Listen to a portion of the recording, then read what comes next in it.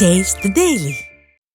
முன்னாள் முதலமைச்சரும் புரட்சித் தலைவர் எம்ஜிஆரின் மனைவியுமான ஜானகி ராமச்சந்திரனின் 100ஆண்டு விழாவை முன்னிட்டு விழாவிற்கான பணிகள் சென்னை வானகரத்தில் மும்முரமாக நடைபெற்று வருகிறது. முன்னாள் முதல்வர் ஜானகி ராமச்சந்திரனின் 100ஆண்டு விழா மதுரவாயில் அடுத்த வானகரத்தில் உள்ள தனியார் திருமண மண்டபத்தில் கொண்டாடப்பட உள்ளது. இந்த நிலையில் விழாவிற்கான பணிகள் தற்போது தனியார் திருமண மண்டப வளாகத்தில் மும்முரமாக நடைபெற்று வருகிறது.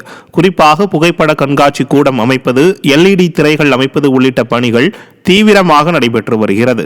இந்த பணிகளை அதிமுக முன்னாள் அமைச்சர்கள் குழுவினர் நேரில் சென்று பார்வையிட்டு ஆய்வு செய்தனர். இதில் கழக நிர்வாகிகள் பலர் உடனிருந்தனர். ஸ்டாலின் ஆட்சியில் தமிழ்நாடு மின்சார வாரியத்தில் 60,000 பணியிடங்கள் நிரப்பப்படாததால் மின்துறை பணிகளில் பெரும் சுணக்கம் ஏற்பட்டு பொதுமக்கள் அவதிக்குள்ளாகி வருகின்றனர். தமிழ்நாடு மின்சார வாரியத்தில் ஊழியர்கள் பற்றாக்குறை காரணமாக பல்வேறு குளறுபடிகள் ஏற்படுவதுடன் மின்வெட்டு உள்ளிட்ட பிரச்சினைகளை உடனுக்குடன் தீர்க்க முடியாத நிலை ஏற்படுவதாகவும் குற்றம் சாட்டப்படுகிறது. மேலும் எப்போதெல்லாம் திமுக ஆட்சிக்கு வருகிறதோ அப்போதெல்லாம் மின்சாரத்துறையை ஆட்சியாளர்கள் கண்டுகொள்வதில்லை என்றும் காலி பணியிடங்களை நிரப்புவதில்லை என்பதுடன் மின் தட்டுப்பாடு, மின்வெட்டு ஆகியவற்றை திராவிட மாடல் ஆட்சி செயற்கையாக உருவாக்கி பொதுமக்களை இன்னலுக்கு ஆளாக்குவதாக பலரும் விமர்சிக்கின்றனர். திருப்பத்தூர் மாவட்டம் ஆம்பூர் அருகே கிராம சபை கூட்டத்தில் கால்வாய் தூர்வாருவதற்காக ஒதுக்கப்பட்ட 5 லட்சம் நிதி என்ன ஆனது, சாலை அமைக்கும் திட்டத்தை திரும்ப பெற்றது ஏன் என்பது உள்ளிட்ட பல்வேறு பிரச்சனைகள் குறித்து கேள்வி எழுப்பிய பொதுமக்களால் பெரும் பரபரப்பு ஏற்பட்டது. துத்திப்பட்டு கிராமத்தில் நடைபெற்ற கிராம சபை கூட்டத்தில் பங்கேற்ற பொதுமக்கள் ஊராட்சியில் சுகாதார சீர்கேடு நிலவுவதாகவும் கொசுக்கள் உற்பத்தியாகி டெங்கு பாதிப்பு ஏற்படுவதாகவும் புகார் கூறினர்.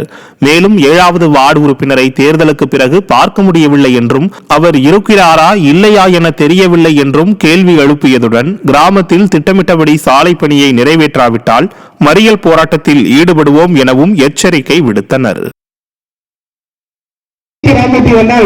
இதுவரைக்கும் நல்லது கேட்டதுக்கு அவங்க இதுவரைக்கும் வரத்துல எங்க 7வது வார்டு உறுப்பினர் யாரு அது மட்டும் சொல்லிட்டு தீர்மானம் போடுங்க. 7வது வார்டு உறுப்பினர் யாருன்னு எங்களுக்கு தெரியும். வரைக்கும் ஓட்டு போடுவோம் நாங்க தான். எங்களுக்கே தெரியும் 7வது வார்டு உறுப்பினர் யாரும் இல்லை. நீங்க சொல்லுங்க மேடம். ஜெயந்தி ராமமூர்த்தி தான் சோகமா கண்டவங்க. அவங்க பஞ்சாயத்துல வேலை செய்யறாங்க. அவங்க ஓஎச்சி ஆபரேட்டர். அவங்களுக்கு நம்ம வேலை கொடுத்துருக்கோம். அவங்க வார்டு மெம்பரா அவங்க வேலை செய்ய சொல்லி நாங்க அறிவுறுத்த கிடையாது.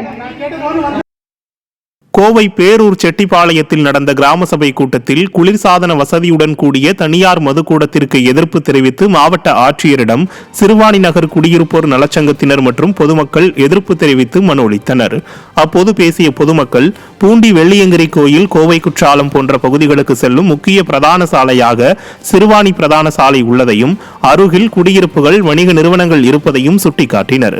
மேலும் அப்பகுதியில் ஏற்படும் போக்குவரத்து நெரிசலை குறிப்பிட்ட மக்கள் தனியார் மதுக்கூடத்தால் ஏற்படும் பாதிப்புகளையும் மாவட்ட ஆட்சியருக்கு சுட்டிக்காட்டி நந்தா ரிக்ரேஷன் கிளப் என்ற பெயரில் உள்ள தனியார் மதுக்கடையை மூட